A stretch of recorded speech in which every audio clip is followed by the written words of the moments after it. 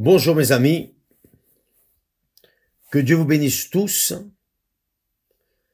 et que le Saint-Esprit vienne enlever les écailles qui vous empêchent de voir la parole de Dieu, de voir le royaume de Dieu, de voir l'invisible. Parce que le visible, n'importe qui le voit.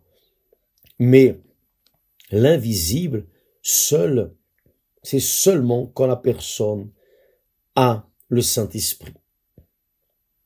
La grande nécessité pour nous d'avoir le Saint-Esprit, pour que nous voyions nos ennemis et pour que nous puissions nous prémunir. Quand la personne n'a pas le Saint-Esprit, elle ne détecte pas les ennemis. Et je parle, ce ne sont pas les ennemis, les personnes, non, les ennemis spirituels. Car notre lutte, vous le savez, notre lutte n'est pas contre la chair et le sang. C'est-à-dire, elle n'est pas contre les personnes, les êtres humains. Notre lutte est contre le diable, l'enfer, les démons.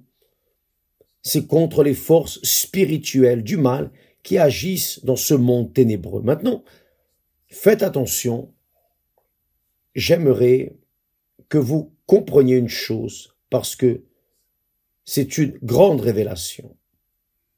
Une grande révélation. J'étais en train de penser au sujet de Zachée. Nous en avons parlé hier. Zachée était un voleur. D'ailleurs, il était le chef des voleurs. Il était le chef des voleurs. Parce que il était celui qui collectait les impôts pour Rome. Et il était l'ennemi numéro 1 du peuple d'Israël. D'ailleurs, tous les publicains l'étaient. Mais Zachée était un pécheur, voleur. Le grand péché de Zachée était de voler. Il en avait d'autres aussi, mais j'aimerais que vous analysiez avec moi la foi qui sauve, la foi qui sauve, de la foi qui guérit. Il y a une différence énorme et les personnes ne savent pas. Elles n'ont pas toujours la connaissance de cela. Par exemple, Zachée était voleur. Il était le chef des voleurs. Mais il avait un grand désir de voir le Seigneur Jésus, de connaître le Seigneur Jésus. Cela était en lui. Il avait soif de connaître le Seigneur Jésus, car il avait beaucoup entendu parler de lui. Donc il est monté sur l'arbre et il a attendu que le Seigneur Jésus passe pour le voir, c'est-à-dire un homme riche, un homme qui avait des possessions. Il était là, agrippé à l'arbre, attendant que le Seigneur Jésus passe, c'est-à-dire une espèce d'humiliation, je dirais. Et quand le Seigneur Jésus, bien sûr, le Seigneur Jésus savait tout cela. Le Seigneur Jésus avait déjà ce discernement. Quand il est passé sous l'arbre, il a dit, il s'est arrêté, il avait une multitude avec lui, mais dans cette multitude, une seule personne était réellement intéressée à le connaître, c'était Zachée. Alors il s'est arrêté sous l'arbre, il a regardé et a dit, Zachée, descends, car aujourd'hui je vais demeurer chez toi. Il savait que dans cet homme de petite taille, pratiquement nain, voleur, là, il y avait un cœur assoiffé de le connaître, de connaître le Seigneur Jésus. Descends, car aujourd'hui je vais demeurer chez toi. Il y est allé. Quand ils étaient tous en train de manger, de boire, etc., les pharisiens, les religieux, hypocrites, ont demandé, mais il mange avec des pécheurs, etc. Et le Seigneur Jésus a dit, oh, Les bien portants n'ont pas besoin de médecins, mais les malades, oui. Alors, en d'autres mots, je suis venu pour sauver quelqu'un, pour guérir quelqu'un qui est malade et qui veut mon aide. Et soudainement, librement et spontanément, de manière libérale, rien d'obligé, rien de forcé, lui-même, Zachée, si heureux, si joyeux, d'avoir le Seigneur de la gloire assis à sa table chez lui, son cœur sensibilisé a dit « Seigneur, je donne aux pauvres la moitié de mes biens, et si j'ai fait tort de quelque chose à quelqu'un, je lui rends le quadruple. » Ce n'est pas l'argent qu'il a donné, les richesses qu'il avait, qui ont fait qu'il soit béni, non. Mais c'est l'attitude de Zachée. Son attitude, sa décision. Parce que quand la personne se sensibilise avec la présence de Dieu, cette personne, elle se livre à 100%. Réellement, elle s'enveloppe de tout son cœur. Donc, à cause de cette attitude, ce n'est pas parce qu'il a donné ses biens aux pauvres, ni parce qu'il a restitué le quadruple, ceux qu'il avait volés. Non, mais c'est parce qu'il était avec un cœur sensibilisé, rendu, livré. Voyez le genre de foi dans laquelle Dieu prend plaisir. Et alors le Seigneur Jésus a dit, le salut est entré aujourd'hui dans cette maison. Zachée a été sauvé. Sauvé, non parce qu'il a donné ses biens aux pauvres, mais sauvé parce qu'il a trouvé une richesse infiniment plus grande que tout ce qu'il avait. Il a trouvé Jésus, le Sauveur. Ça, c'est la foi qui plaît à Dieu. D'un autre côté, nous voyons aussi les 10 lépreux. Les 10 lépreux ont eu la foi. Et ils ont crié, Jésus, aie pitié de nous, Maître, aie pitié de nous. Et le Seigneur Jésus leur a dit d'aller se montrer aux sacrificateurs. Ils y sont allés. Et quand ils y sont allés, ils ont été guéris. Ils ont été guéris. Mais des 10, un seul est revenu pour remercier. Il est dit que celui qui est revenu, le texte dit, l'un d'eux, se voyant guéri, revint sur ses pas, glorifiant Dieu à haute voix. Il tomba sur sa face aux pieds de Jésus et lui rendit grâce. C'était un Samaritain, c'est-à-dire il n'était pas juif, il était étranger. Voyez, les autres 9 étaient juifs. Ils étaient descendants d'Abraham, mais seulement lui était étranger. Mais c'est lui qui est revenu, rendant grâce. Et le Seigneur Jésus a dit, attendez, les 10 n'ont-ils pas été guéris?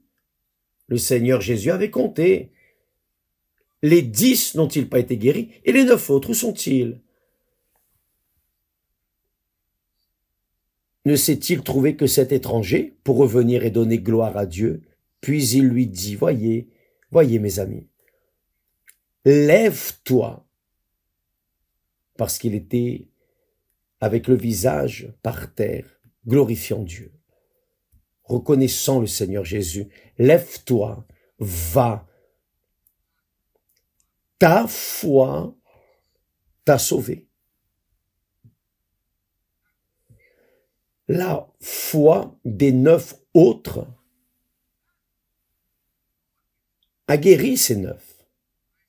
Mais la foi de cet étranger ne l'a pas seulement guéri, mais l'a sauvé. L'a sauvé. Donc, je pensais, mon Dieu, combien de personnes le Seigneur doit-il être en train de compter? Est-ce que ce n'était pas 1000 ou 1 million ou 10 millions de personnes qui ont déjà été guéries, qui ont été délivrées, qui ont été bénies économiquement dans le mariage, qui ont eu leur vie transformée? Ce ne sont pas des millions et des millions de personnes qui ont déjà été guéries, délivrées, bénies économiquement? Oui. Combien sont revenus? Le Seigneur Jésus a dit, et les 9 autres, où sont-ils? Et les 9 autres, où sont-ils? Personne n'a répondu. Et qui sait, mes amis? Qui sait? Vous êtes l'un des 9. Vous avez déjà été guéri, délivré. Des miracles extraordinaires sont arrivés dans votre vie. Vous avez expérimenté le pouvoir de Dieu. Mais qu'avez-vous fait? Êtes-vous revenu pour rendre gloire à Dieu? Avez-vous reconnu? Êtes-vous revenu pour reconnaître le Seigneur Jésus comme votre Seigneur et Sauveur? Reconnaissez-vous? Vous reconnaissez qu'il vous a guéri, qu'il a béni votre vie, mais vous ne le reconnaissez pas comme votre Seigneur. Votre Seigneur est Dieu et Sauveur. Donc, je me rappelle d'une dame,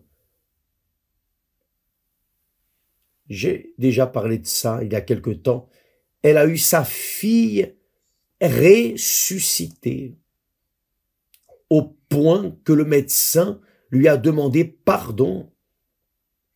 Le médecin lui a demandé pardon parce que elle était déjà froide. Le médecin avait donné l'acte de décès. L'enfant était morte, mais elle a dit non, ma fille n'est pas morte. Et elle a fait face au médecin. Et d'un seul coup, sa fille a commencé à respirer et le médecin s'est mis à genoux et a demandé pardon. Donc, des personnes qui ont reçu des bénédictions inimaginables.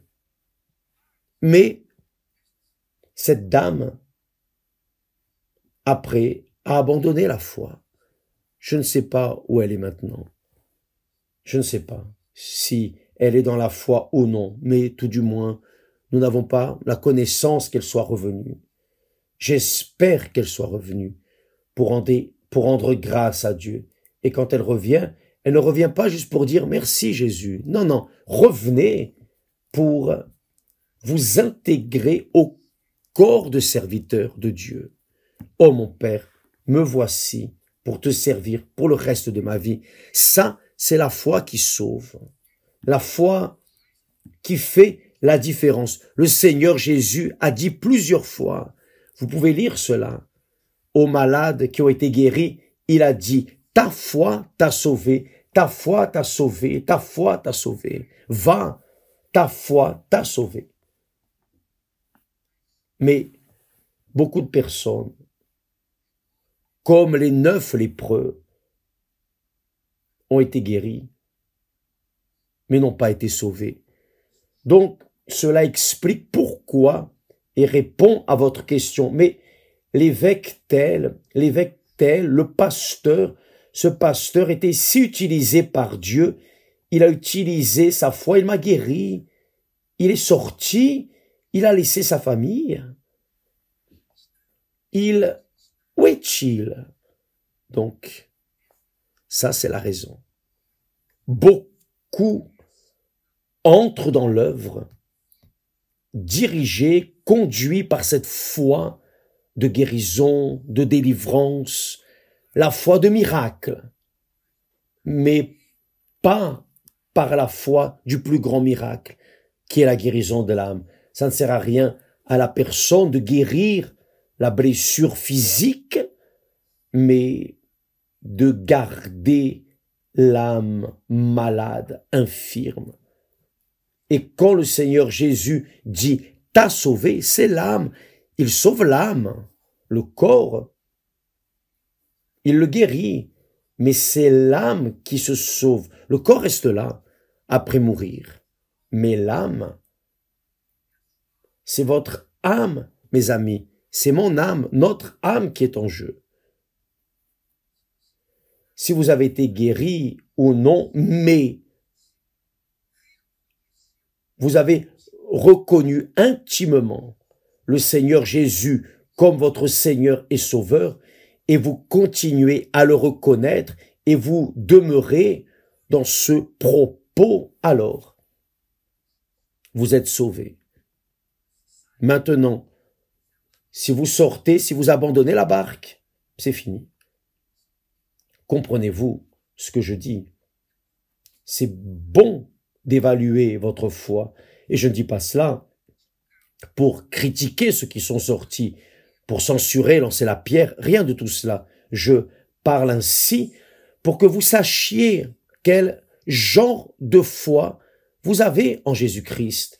Car c'est une chose d'avoir la foi pour être fidèle dans les dîmes, dans les offrandes. Et c'est une autre chose d'avoir la foi pour rester dans la foi. Là est la grande différence. La foi pour rester dans la foi. Parce que la foi qui guérit, qui délivre, n'est pas la même foi qui nous maintient dans la foi. Insistant, persévérant, même face aux adversités, nous gardons cette foi. Donc, évaluez, mes amis, la foi que vous avez. C'est comme nous avons dit hier. Pour recevoir la bénédiction de Dieu, les guérisons, délivrances, les merveilles, la prospérité, vous n'avez pas besoin de vous repentir. Aucun d'eux ne s'est repenti, aucun des 9, aucun. Un seul est revenu, l'étranger, mais les 9 autres ne se sont pas repentis. Ils n'ont pas eu besoin de se repentir, car ils ont été guéris. Et là, l'autre, l'étranger, le Samaritain, qui a été guéri, mais il a reconnu, il est revenu pour reconnaître le Seigneur Jésus, si bien qu'il s'est agenouillé et qu'il a mis le visage à terre. Et le Seigneur Jésus a dit, lève-toi, car ta foi t'a sauvé. Ça, c'est la foi qui sauve. Les autres ont été guéris. Ils ont résolu le problème physique, matériel, mais ils n'ont pas résolu le problème de l'âme. Celui-là a résolu le problème physique et aussi celui de l'âme. Ça, c'est la vérité. C'est dur de parler ainsi, mais évêque, j'ai été guéri de ceci, de cela. J'ai parlé de cette dame qui a eu la foi pour voir sa fille ressusciter. Une foi que l'on peut jalouser, mais après, c'est fini. Donc, mes amis, je répète, pour que nous soyons guéris, pour recevoir des bénédictions, la santé, avoir la famille restaurée. Par exemple, aujourd'hui, dans toutes les églises universelles, nous avons des réunions spéciales pour la famille, pour sauver votre famille, sauver votre mariage, changer votre mariage. Cela même, changer votre mari, changer votre épouse, faire de vous deux un seul. Cependant, si vous avez la foi, vous allez recevoir cette orientation. Par exemple, au temple aujourd'hui, à 20h avec Christiane et l'évêque Renato. Donc, Vous avez la foi pour cela, alors allez-y, vous allez recevoir maintenant. Une chose, c'est la foi dans la bénédiction ou pour les bénédictions physiques, matérielles. Une autre chose est la foi pour atteindre l'éternité, le salut éternel. Pour cela, il faut qu'il y ait la repentance. Sans la repentance, vous ne pouvez pas être sauvé. Vous ne pouvez pas. Il y a un texte sur lequel je méditais. Ça vaut la peine de parler ici, de vous partager. Le texte que le prophète Ézéchiel a prononcé, Dieu a parlé à travers le prophète Ézéchiel. Il dit, l'âme qui pêche est celle qui mourra, c'est-à-dire elle sera séparée de moi.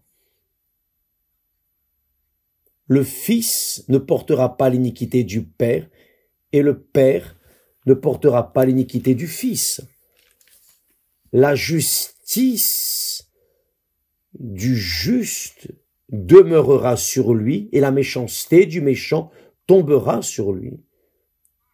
Mais si le méchant se convertit de tous les péchés qu'il a commis, s'il se convertit pour la conversion, il faut qu'il y ait la repentance. Mais si le méchant se repent de tous les péchés qu'il a commis et qu'il garde tous mes commandements et qu'il marche avec droiture et justice, certainement qu'il vivra, il ne mourra pas. De toutes ces transgressions, je ne me souviendrai pas. Dieu est bon. Par la justice qu'il a pratiquée, il vivra. Voyez que la repentance traite d'attitude. La foi de la repentance est une attitude que chacun doit prendre devant Dieu. Et Dieu dit, est-ce que je désire, c'est la mort du méchant, dit l'Éternel. Je ne désire pas. Je désire qu'il se convertisse de ses chemins et qu'il vive. Ça, c'est la question. Dieu ne prend pas plaisir dans la mort éternelle des méchants. Il veut sauver. C'est pour cela que le Seigneur Jésus est venu à ce monde. Et il dit ici aussi, si le juste se détourne de sa justice, c'est-à-dire la personne vit dans la justice, elle vit dans la justice. Mais si il se dévie de cette justice, c'est-à-dire la parole de Dieu, le comportement éthique, du comportement en accord avec les Saintes Écritures, si le juste se détourne de sa justice et qu'il commet l'iniquité, il mourra. Dans l'iniquité qu'il a commise, il mourra. Mais, lorsque le méchant se convertira de l'iniquité qu'il a commise et agissant, s'il prend l'attitude avec droiture et justice, il conservera son âme. Il conservera son âme en vie.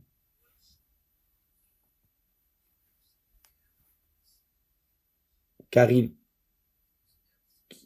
se convertit de toutes ces transgressions qu'il a commises. Certainement, il vivra, il ne mourra pas. C'était pas fort. Mais il y a plus. Il y a plus. Quand je dirai au juste, certainement tu vivras, et s'il se confie dans sa justice et commet l'iniquité, toute sa justice sera oubliée et il mourra à cause de l'iniquité qu'il a commise. Ce qui veut dire, en d'autres mots, ça ne sert à rien que moi personnellement, je marche dans la justice de Dieu toute ma vie, mais si à la fin de ma vie, je commets l'iniquité, tout ce que j'ai fait n'aura valu pour rien, je serai condamné. C'est cela. Je dois maintenir mon intégrité, vivre dans la justice, dans la vérité, tous les jours jusqu'au dernier souffle. Si par hasard, au dernier moment, je tombe, c'est fini. Je perds mon salut, le salut de mon âme. Donc, mes amis, c'est très fort. Ça, c'est la foi qui sauve. C'est la foi qui transforme la vie des personnes. Ça ne sert à rien que les personnes reçoivent des bénédictions, des guérisons. Si elles ne se repentent pas de leurs péchés, leur âme continuera malade. Et si les personnes meurent, elles sont perdues. Pour toute l'éternité, il n'y a pas de solution. Car une fois qu'on meurt, il n'y a plus rien à faire. C'est très fort. Ça vaut la peine. Il y a l'autre texte que j'ai choisi. J'ai cherché, j'ai trouvé. Là, au prophète Ézéchiel, je vais laisser pour que vous lisiez après. Ça, c'est Dieu qui dit, à travers le prophète. Lorsque je dis au méchant, tu mourras, s'il revient de son péché et pratique la droiture et la justice, c'est-à-dire, s'il agit sa foi en accord avec ma parole, si ce méchant rend le gage, s'il restitue ce qu'il a ravi, ce qui est arrivé à Zachée. Zachée a pris l'attitude. Oh, je vais donner la moitié de mes biens aux pauvres parce que j'ai volé. C'était à eux. Et je vais donner aux pauvres la moitié. Et si j'ai volé quelqu'un, particulièrement, je vais lui rendre le quadruple. Donc, s'il restitue le méchant ce qu'il a ravi, s'il suit les préceptes qui donnent la vie, sans commettre l'iniquité, il vivra, il ne mourra pas.